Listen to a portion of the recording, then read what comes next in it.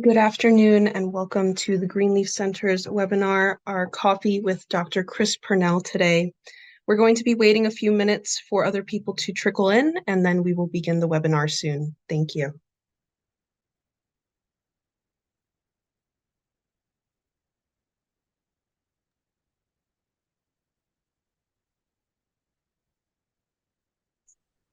Well, welcome to the 21st webinar in the coffee series sponsored by the Greenleaf Center for Servant Leadership at Seton Hall University. I'm Reggie Lewis, the center's executive director, and it's great to greet you on this beautiful day here on our campus in South Orange, New Jersey. The coffee series provides an opportunity to showcase the inspirational stories of servant leaders and the endless ways in which individuals, organizations, and society in general can be transformed by the power of servant leadership, a philosophy in which the leader first seeks to serve. And our returning guest today is no exception, and she will not disappoint. But before I go much further, I want to remind you to stay logged in to hear about exciting upcoming events here at the center and ways in which you can become involved with us. Now, a brief introduction. Dr. Chris Pernell is a dynamic physician, leader, and social change agent. Her work focuses on health justice, community-based advocacy, and population-wide health promotion and disease prevention. She most recently founded the Esther Group, a public health consulting and health equity strategy firm, and we're going to hear more about that. But she's also known for her televised appearances on CNN, where she shared her perspective on the impacts of the COVID-19 pandemic, and most recently on News Nation Now with Marnie Hughes. So Dr. Chris, you should know every time you appear on CNN, my mother yells out, "There's Dr. Chris again." So her passion for serving others is reflected in her book, Letters to My People, inspirational essays, poems, and affirmations. It should come then as no surprise that the good doctor, in the spirit of Robert Greenleaf's credo of creating a more just and caring society, is committed to systemic change, equity, and health justice. So today's session will certainly be a treat, as it will allow us to hear about how the lens of servant leadership might be leveraged to strengthen the health profession's response to the needs of society's most vulnerable. For the sake of our guests, I want you to know that I will be speaking with Dr. Chris for about 20 to 25 minutes in a structured interview. We will then give you an opportunity to participate in our Q&A portion of the program. So please feel free to go ahead and begin loading up your questions in our Q&A feature. Dr. Chris, have you got your coffee on your end? Yes, I do. All right, so good to see you. Let's jump right in. Again, welcome back to the Greenleaf webinar Thanks for series. having me. Thanks for having me. Always a pleasure. When you were with us back in April of 2021, wow, so much has happened since April of 2021. You were on an exciting part of your journey as University Hospital's Chief Strategic Integration and Health Equity Officer, and you clearly left your mark there with an impact on Newark and Greater Essex County.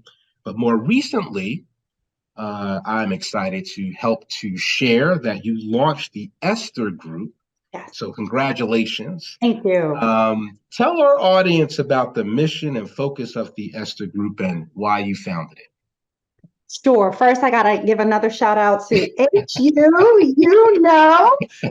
my beautiful and beloved niece, Timmy Chris, my namesake, my boo-bot. She just launched her first year there. And I think it's so important to highlight the future. And you will hear me talk about how we create a brave future, how we create a more just future, a more equitable future. And because of, let's say, all of my experiences, the accumulation of my lived experiences, my work experiences, my experiences in ministry. I'm also ordained under Bet Hashem Yahweh, Worldwide Ministries, where the bishop is Bishop Pernell. So all of those experiences have always put me in the pathway to serve something higher than self, and to understand and prioritize the needs of community, especially those who are historically excluded. So I'm talking about Black or African American, Latino or Hispanic, our Native and Indigenous populations, and those who are at the lower socioeconomic status end. And so because of that, because of as a public health physician, I wanted to prioritize and to design, to deliver, right, and to dare a more equitable future, especially for those folks. I said, it's time for me to launch. It's time for me to launch out on my own. I had accumulated a wealth of experience through my public health and healthcare career, whether that was building entrepreneurial roles, like the role at University Hospital, the first ever Chief Strategic Integration and Health Equity Officer under Dr. Sharif El-Nahal's leadership.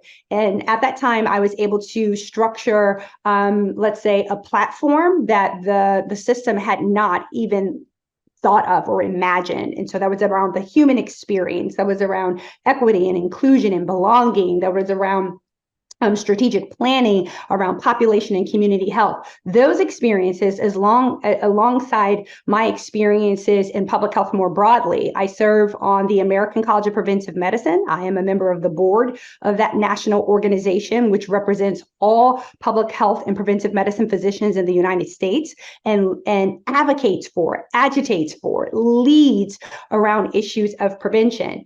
Given those roles, I said, it's time for me. I've accumulated enough experience to be the person at the forefront of how we design more equitable and inclusive communities and systems. And a lot of that has to do with breaking barriers. A lot of that has to do with bending systems. A lot of that has to do with disrupting the status quo. Bending systems, disrupting the status quo. But I love this, to dare a more equitable future. Yes. I think Greenleaf is smiling right about now. You make him happy, you make us happy. For those of us who have followed and admired you over the years, it is quite obvious that being a servant leader and responding to unaddressed gaps in the community have long been of importance to you. Yes. Now, again, to the audience, full disclosure, the great Dr. Chris is also hails from my hometown of East Orange, New Jersey. So yes, I do. Shout out to East. Let's go. Tell us though, growing up in East Orange, what helped to shape this passion for service? So my story starts before East Orange, because my story starts in my grandparents. My story starts in my parents. My parents grew up in the Jim Crow South.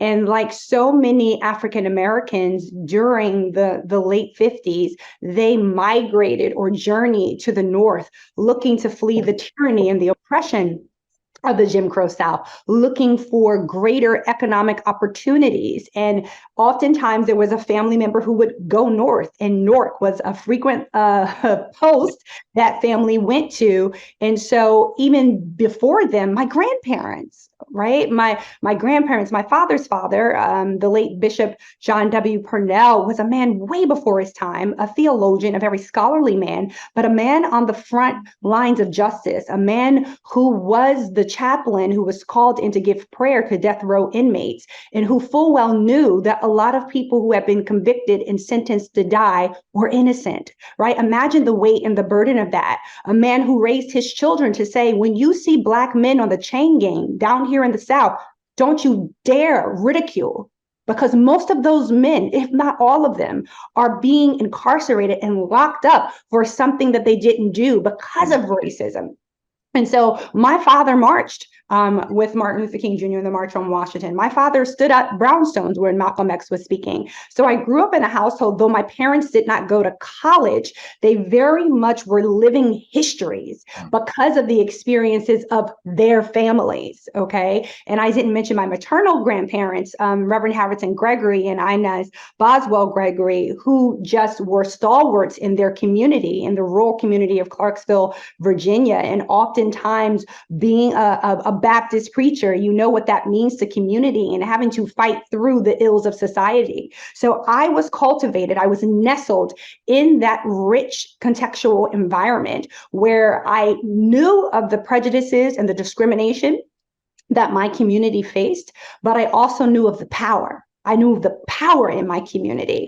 And growing up, my parents, they told me, you can excel, you can aspire to be and become anything you dare to be. You're going to have to fight for it, but anything you dare to be. And my father, he worked at Bell Labs, but I just mentioned neither of my parents graduated from college. My father started at Bell Labs cutting grass. And for those of you who may not know, Bell Labs is where we got call waiting from. Bell Labs is where we got caller ID from, three-way call. Bell Labs, because my father did it, Clyde Bethia, shout out, is where we got the math to do Easy Pass in New Jersey.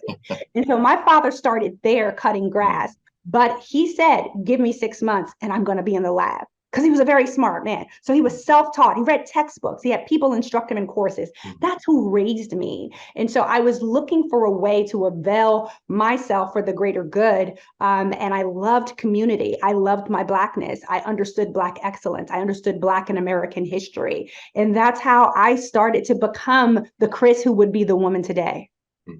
Fantastic. Fantastic.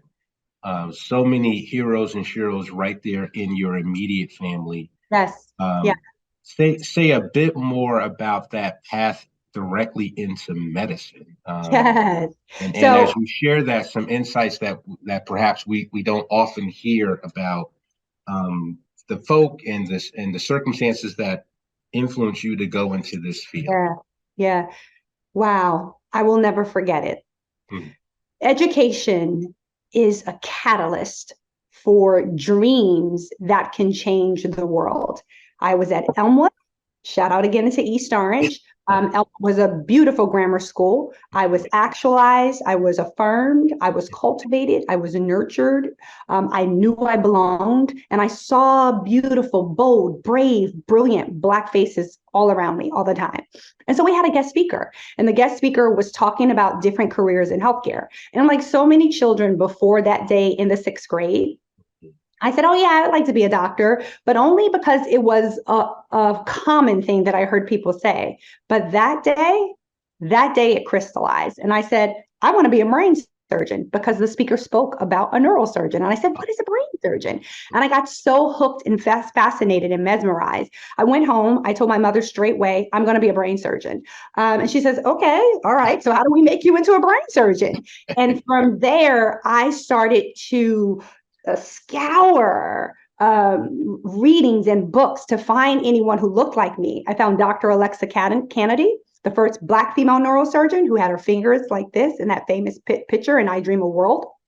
I learned about Dr. Benjamin Carson, and I thought I needed to be the next Dr. Benjamin Carson. And then life showed me I needed to be the first Dr. Chris, because my mother would always say, go first. So from East Orange, I went to Glen Ridge High School as a tuition student, aspiring and looking for a more competitive academic environment so I could become a brain surgeon. Then I headed to Princeton and had a, consequential experience. Consequential, right? Think about all that Princeton brings to bear and brings to the table. But there was there that I also learned how to leverage my voice. I started to leverage my voice in high school to fight for a more diverse, inclusive curriculum. I started a Black Awareness Club. I started a pep squad with some friends, right? In Glen Ridge High School, put up a display about Malcolm X, right? So learning how to be a servant and to lead and to instruct by doing. And that took me to Princeton, that spirit. And from Princeton, I dedicated 2 years in community under the umbrella of Bet Hashem Yahweh, of ministry. And you would find me on the front lines of Broad and Market. You would find me on the front lines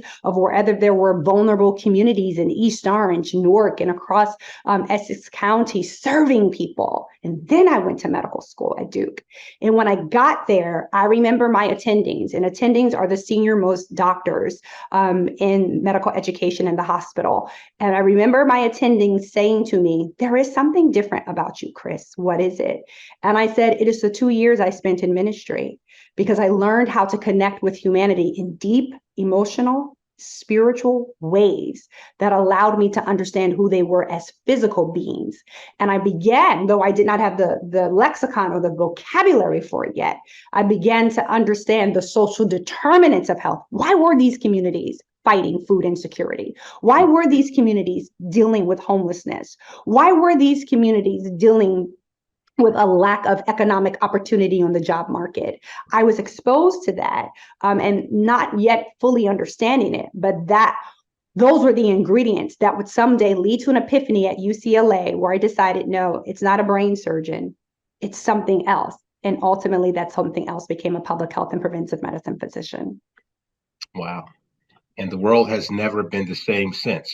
So let's shift a bit more into the area of career milestones. Yes. And let's hear a bit more about these connections with humanity. Yes. And your framing of and focus on social determinants that impact health. And I'll lead with obviously you've been very fortunate. We've been fortunate to have you in these critical spaces of social justice, community-based advocacy, health equity strategy. When thinking about your work over the years and the various initiatives you've been engaged in, what are you most proud of? Wow. At first, I start with my parents. I'm most proud that I'm their daughter, because it is advocating for both of my parents who had chronic diseases made me the doctor that I am. Was not my education. My education gave me a set of tools, but what made me this doctor that understood empathy, this doctor that understood advocacy, is advocating for my parents. And I'm very proud of that. I lost my mother in January of 2018 to severe Parkinson's. What my mother went through. Sorry, by the way. Yes, thank you so much. Getting her diagnosis, what she went through getting treatment. Once my mother was nearly kicked out of an emergency room at a hospital in Essex County because the physician came in, never examined her, did not see me sitting in the corner, did not know that her daughter was also a physician, a well-trained physician, and said to the nurse, stop what you're doing. She's going back. There's nothing wrong with her. He said that before ever speaking to her. He dehumanized her. He devalued her. It turned out my mother had a ticking time bomb in her belly. She had a splenic artery aneurysm that was leaking blood into her gut. And had it not ultimately be found, I fired him that night. I told him he had to leave her emergency room and that I needed someone else, someone who was going to see her as the woman and the person she was. And then I let him know, I'm a physician. What are you doing? That's not patient-centered care. So that was a milestone for me. I did that while working another role that I'm very, very proud of at 1199 SEIU Training and Employment Funds in New York City, which afforded me the opportunity to lead, to serve, to design alongside the executive leaders of New York City hospitals and the executive leaders of 1199 SEIU, which is the largest healthcare union in the United States, and with the New York City Department of Health. So here we were working on workplace health issues in the work environment, which is the healthcare setting. Why are frontline workers sicker than other people? Why do they bear a disproportionate burden of disease? And also working in community where they live, because social determinants of health are where you live, where you work, where you play, where you pray, where you're born, where you're age, right? So it's access to affordable quality housing, it's access to quality education, it's access to a living wage, it's access to affordable, free, if you can at times, nutritious food, it's access to green spaces. So here I was learning how to leverage power, how to share power across groups in order to ensure the health and the life outcomes. So advocating for my parents, being in that role at 1199 SCIU.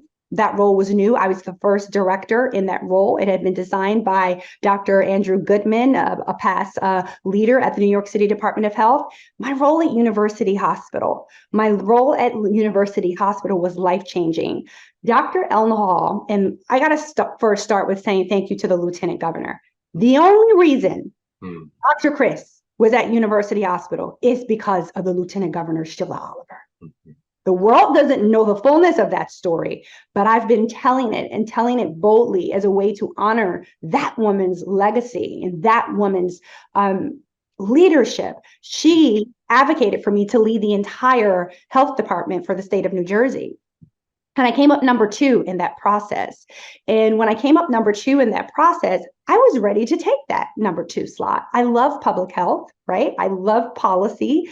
I love health promotion and disease prevention. And I thought that was the great next step out of my role in New York City. And it was her wisdom that said, Dr. Chris, that's how she always said my name, Dr. Chris, you don't take number 2, go and build something new. Go and build something new with a community who needs you.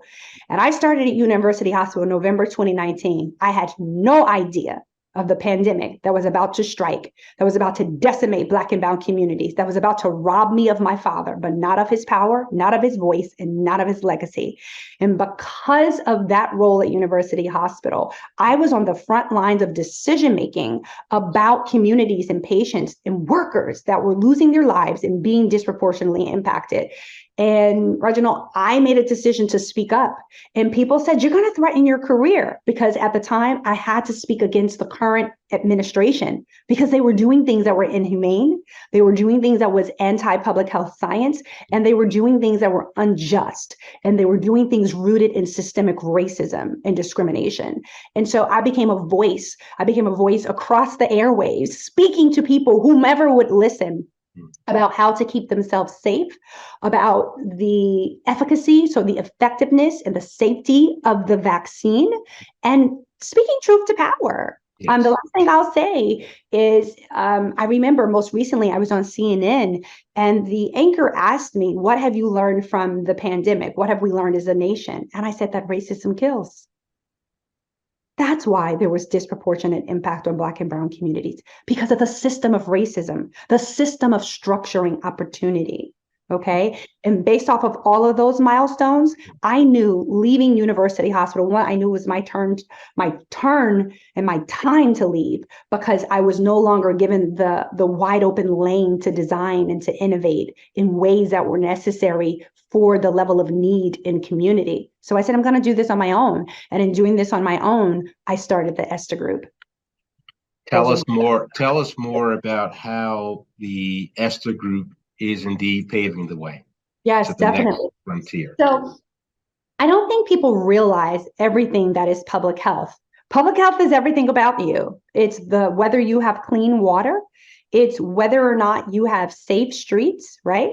It's whether or not you have access to green spaces. It's whether or not the school system where you live is a quality school system. It's whether or not you can get hired in competitive roles in the job market. So public health looks at those non-medical, so those political, those structural, those social factors that I just described that influence whether or not communities are healthy and whole. And then health equity is the ability to achieve the highest level of health.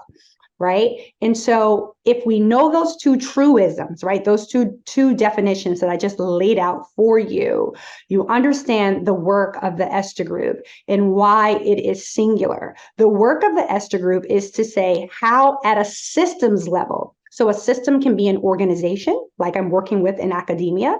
A system can be a community, like I've done on the front lines of community and designing health promotion and disease prevention programs. We're just launching My Body and Me, which is a person-centered, whole person, holistic well-being platform that focuses on heart health, overweight and obesity, and mental health, three issues that really plague our communities, and says, how do we partner? How do we collaborate? How do we break systems? How do we redesign them? How do we disrupt the status quo to build strategies to help communities, individuals, and families achieve health equity? So I work with partners across the spectrum of healthcare, public health, academia, for-profit structures, and communities.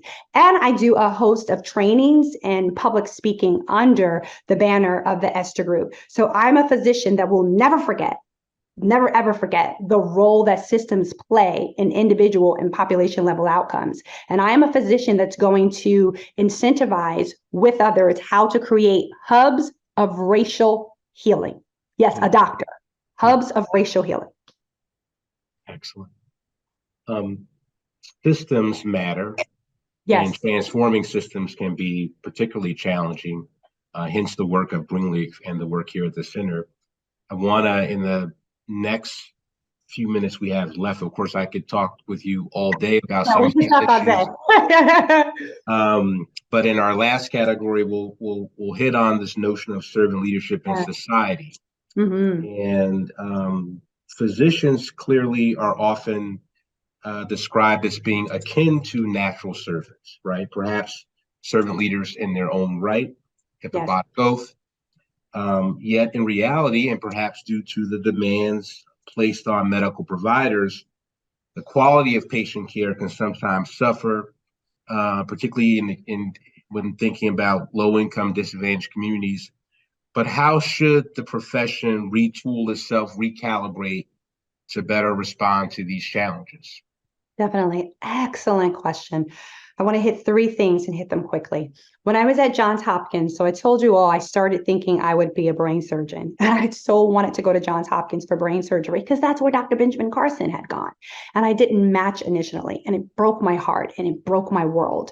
But what I also learned is that setbacks and failures are opportunities to learn yourself more deeply, to learn your skill set in a more intuitive and strategic sense, and to say, what is my greatest asset that I bring to bear, right? So along that journey of trying to become a neurosurgeon, I became a public health and preventive medicine physician, and I trained at Johns Hopkins, the premier place for public health and preventive medicine. I remember I did a presentation on the political physician, and my peers and others in my cohort, you know, most doctors are not comfortable with that term, the political physician, but physicians are appropriately positioned and have a certain amount of power within society and social networks to talk about how do people, communities, or populations remain whole. But too often that has been narrowly focused on physical health or even mental health, but has been too narrowly focused on the body, the physiology of the body, or the pathophysiology when things go wrong and produce disease in the body. And it has not been focused on the environment, the context. We need physicians trained in population health with the understanding of how disparities are created. So those disparities are what is unequal. So disparities are created at the level in access to care. Not all people in all communities have equitable access to high quality care, meaning is a physician in their geographic region. What are the hours of those physicians? Then there is the unequal quality of care received. We know that certain historically excluded groups, of which Black, African American, Latino, Hispanic, Native, and Indigenous populations are among, receive less quality care. And that's hard to say, but that's a truth. We've got the data. Less recommendations about pain medicines, less recommendations around transplants, different recommendations around cardiovascular interventions. As a woman who has POTS, postural orthostatic tachycardia, my doctors didn't believe me. It took me until my heart started to failing to get that diagnosed. And finally, those disparities are happening because of unequal life opportunities. We need physicians to understand that. And so we must change the way physicians are trained in medical education. And lastly, I will say that we need to center and focus on the human experience. I told you about my father. I lost him during this pandemic. He died of COVID on April 13th, 2020. And he put a fire in my belly to speak truth, and a fire in my belly to become a very visible person who volunteered for the Moderna COVID-19 vaccine trial. Okay. And I tell you that because, wow, I saw how dehumanized my father was, because he also had HIV/AIDS. And I saw how physicians treated my father as less than. There was a doctor in a local hospital in Essex County that yelled one night. My father had a ruptured aneurysm in his lung. He's coughing up blood. "Watch out, here comes HIV." He yelled that. He yelled that. He didn't see my father as a human being. My father was mortified. He couldn't breathe that night, but he called his family about 3 a.m. in the morning and said, "Come, I need you to come because of what just happened." I need physicians to understand those stories. And I need physicians to understand the power we hold in disrupting the systems that dehumanize and don't center on the human experience. So this is a clarion call to those in my profession. This is a clarion call to understand the types of doctoring that we really need to do, and how we have to have that population lens, and how we have to understand health and racial justice, and how we have to center the human experience. A clarion call that, if answered, will benefit all of us ultimately. Yes. Yes. As we all rise to higher levels of health. Our last question, my friend, Yes. to do with, thinking more reflectively about the pandemic, and particularly as we think about, I like your term, daring for a more equitable future. Yes. We struggled during this pandemic. We struggled around masking up. We experienced bitter debates on lockdowns, reopening. Yet somehow we muddled and made it through. But with future pandemics likely, how can we forge a better collective response, a less divisive response? It's amazing how we did not all rise to the occasion Yes. to respond to a national health crisis. Yes. First and foremost, I want to salute those who are on the front lines of care. I want to salute every person who was a part of the healthcare setting, from the person in environmental services to the person in food and nutrition, to the person at the front desk, to the person who was the doctor or the provider, or the person who was the nurse, to the administrator, because those were harrowing times, and we were in the midst of war. We were in warfare. Okay. And then I want to talk about the people in community who did step forward, who donated food, who colored, who wrote Get Better cards, who told healthcare workers that you were heroes. Who clanged on pots and pans. Yes, but then I want to talk about the systems that failed. And I want to talk about the bad actors. We don't understand what public health is, because we're so focused on individualism in the United States. We have this myth of meritocracy, this myth of rugged individualism. Pull yourself up by your bootstraps. And you've heard it said, but what about if you don't have straps and you don't have boots? What am I pulling up? And in the United States, we have to, at very young ages, right, teach, demonstrate, and nurture empathy. We have to teach, demonstrate the collective, the whole, the sense of community. What does it look like when I share power? What does it look like when I honor and value your humanity? What does it look like when I say you are an asset? What does it look like when I invite you, if I am in a position of power, but I invite you to lead alongside me?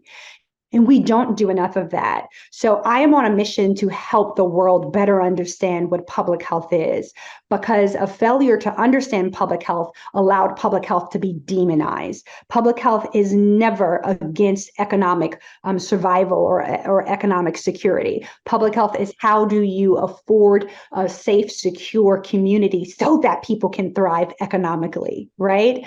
But when we have elected officials, or we have people in community, or we have divisive forces seeking to fuel anti-science, right? Misinformation and disinformation, those communities that are already disproportionately burdened because of oppressive systems like racism, sexism, because of concentrated poverty, get harmed even more so.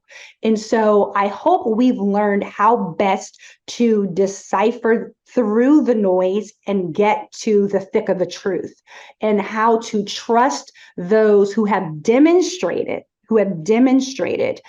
value and respect for humanity in speaking what we know clearly and only what we know, and what we don't know, tell people we don't know, and help people to understand how you're going to build that road to the future, right? Whether it's through a pandemic or whether it's through what I'm going to call homeostasis, more steady times.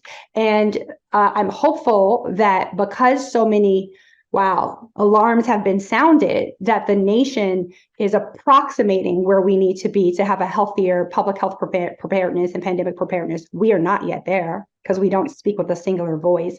And I'm also hopeful that we will keep at the center of every conversation in public health, health equity, health justice, and racial justice. Because otherwise, those communities that are most vulnerable, marginalized, and stigmatized and excluded fare disproportionately worse. Yes. And no one, in the spirit of servant leadership, should be left behind. No one. Dr. Chris, it's been a pleasure, but there's more, folks, so please don't log off just yet. I will turn it over to my brilliant young colleague, Amalia McAvoy. Thank you. Thank you so much for talking with us, Dr. Chris, and spending some time with us today. And we actually do have a question from Rick in the chat, and I'll read it aloud. Sure. In many ways, servant leadership is a disruptive approach to standard management and leadership methods. How is your practicing of servant leadership being received in your circles of influence? I thank you for that question, Rich. I am a person that does not sugarcoat. I identify as a Black woman. I am a Black woman healthcare leader. I'm a Black woman physician. And oftentimes my opinion, my expertise, my thought leadership has been devalued, and it has been devalued in executive circles. And I have had to validate or prove or speak louder or speak more consistently or assert in ways that my other peers did not. And because of the need for me to do that, I had to think through, I'm going to throw out another term, how to display tipping point leadership when the status quo is so muscular, or when traditionalists seek to maintain systems which are oppressive because they align themselves with a hierarchy that has established certain winners and other folks as losers. How do you tip that system in a different direction? How do you build new thought? How do you innovate? How do you design? It's about getting a critical mass of evidence that what you're talking about matters, that what you're talking about is informed by data and will work in the ways that you know it can work. And oftentimes you're going to need power skills of communication, power skills of storytelling and narrative.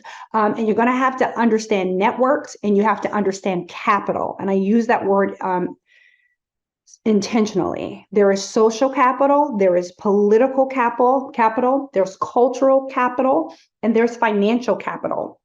When you're leading at those levels, you want to know if the role that you're in, the projects that you're responsible for, or you're seeking to execute and deliver, are they appropriately powered? Do you have the person power, and do you have the resources and oftentimes funding to achieve the hoped for goals? If you don't have those, you're being set up for failure. So then you have to advocate, how do I get those opportunities?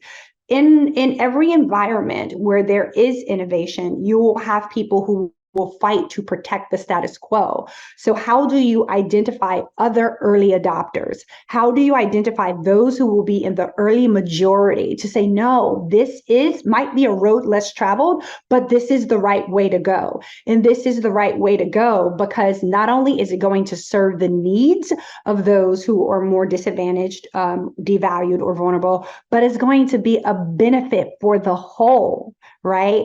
And that you must understand culture. You must understand who has power in culture, and you must understand what's important to them so that you can assign what's important to them to what's important to you and to other communities. And I'll give you all a concrete example. When my father struggled in healthcare and I felt that people were devaluing him or he experienced discrimination or prejudice, we would often humanize him more. We would put up pictures of him from his lab, put up pictures from him at my brother's wedding.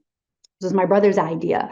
And then we would ask people, hey, what about your relationship with your dad, right? So you have to get people in positions of power to empathize with your position. And that's about understanding cultural capital and social capital. Thank you so much. That's Yeah. very insightful. And while we're waiting for other questions to trickle in, I actually had a question of my own. And in the beginning, you mentioned disrupting the status quo. And I think your entire conversation speaks to that. So do you have any advice for young people, people my age or people in college? How might we disrupt the status quo as servant leaders? Or also, do you see that happening online? Yes, yes, yes, yes, yes, and yes. Read. What supports ignorance in our society is a willful forgetting, a willful hiding, a willful, I want to say, a willful spirit not to uplift, to amplify, to protect, to preserve the histories, the experiences, the expertise, the insights of the diversity of folks. We see an all-out attack on Black history right now. So what young people can do, we see an all-out attack on LGBTQ history. We see an all-out attack on history that is non-white, if I will. We see that. We see states not giving credit to AP courses. We see a whitewashing of what was colonialism in the United States. So read diverse sources. Read sources that are from the very communities that have been marginalized or excluded or disempowered, because that is going to afford you bravery. I remember when I first read the autobiography of Malcolm X, it changed my life. I was in high school, and in my naivete and even in my ignorance, because I had ascribed and believed the prevailing bias that he was too controversial, I said, I don't need to know about Malcolm X. And my brother challenged me. Someone in my family challenged me. It was like, wait a minute, Chris, you're an intelligent person. Read. You do need to know about him. I've read that book and it changed my life. I understand the trajectory of the human spirit. I understand how you can understand the facts and the data of a situation, and then say, how do I put pressure on systems to change that? So I challenge young folks to read. Then stand up and use your voice, and don't stop using your voice because the powers that be tell you that you're too young, or the powers that be tell you that you're too loud. Because oftentimes it is the aggressiveness, the assertiveness, the fervor of youth, right? To say, hey, this isn't right. And we see that as we're warring and advocating and agitating against gun violence in our communities. It has been the voices of the youth who have been victimized and brutalized by gun violence, whether that's community level violence or mass shootings, that has brought this nation to its knees in a sense. We haven't been all the way triumphant, because this is a public health issue that I also advocate around. We haven't been all the way triumphant in having the policies in place, right, to ensure gun accountability, gun safety, and safer environments in communities. But youth really have been at the forefront of those movements. And serve, run for something.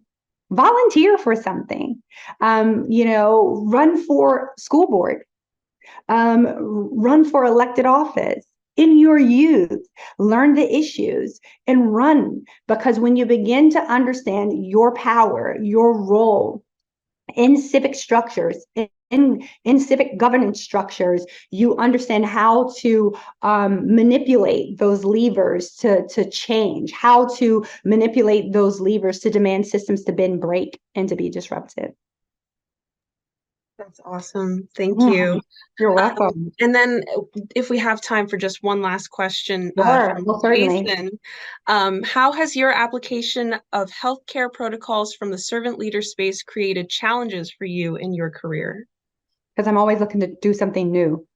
So for instance, patient experience. So in healthcare, a sector of the business is called patient experience. And here you want to understand the patient's journey across the different healthcare settings, and whether or not that patient was satisfied with the level of care, if they were satisfied with the environment in which they received that care. And rightfully so, there is focus on the patient experience. But where we are blindsided or short-sighted is that we don't understand the full human experience. So while at University Hospital, I fought tooth and nail. I fought tooth and nail to shift the culture from the patient experience to the human experience, to the point where I renamed an entire department and changed roles in personnel. And so what the human experience says is that we are interdependent, we are interconnected. There is a theory called relational coordination theory. And so what happens to me is does not happen in a vacuum or is isolated from who you are or what you are doing. So the patient experience is connected to family experience, is connected to community experience, is connected to provider experience, is connected to frontline worker experience. We're all in the same environment. And again, that goes back to collectivism. The more we can shift our focus to think about the human collective and those interdependencies, the more likely we are to be on a pathway to create equity. And remember, equity is just a lane that ultimately should arrive at justice. Thank you so much. And I think that's it for the Q&A portion today. Thank you again, Dr. Chris, Thank for coming you. on. It's been my pleasure. Yes, of course. And it's our pleasure to have you back, of course. And everything that you shared today is so timely and important. So thank you again. Thank you. Have a great afternoon. Thank you. And now I would like to share with everybody, thank you everyone who attended today, our session, our webinar event with Dr. Chris Pernell. And please tune in Thursday for our second webinar, Coffee with Angelica Infante Green, the Commissioner of Elementary and Secondary Education for Rhode Island, for a conversation about equity in education now. And if you can't make it Thursday, then that's all right. We have another webinar on Tuesday with Joe Patternchak, and you can register online at www.greenleaf.org or use the QR codes here to sign up. Dr. Chris will also be honored at our Hall of Fame event this year on October 18th, along with other local honorees, Father Edwin Leahy of St. Benedict's Prep and the Community Food Bank of New Jersey. You can learn more or purchase tickets to join us in celebrating Dr. Chris and our other honorees at www.greenleaf.org/Hall of Fame. And if this webinar inspired you to learn more about how you can be a servant leader, registration is now open for our September Foundations of Servant Leadership course, but seats are filling quickly. So if you're interested, you're going to have to register soon. You can learn more at www.greenleaf.org/Greenleaf Academy or use the QR code on this banner to learn more. Thank you all again for attending, and thank you again to Dr. Chris for coming on again. And we hope that you please use the survey that will pop up on your screen after you log off, and have a wonderful day.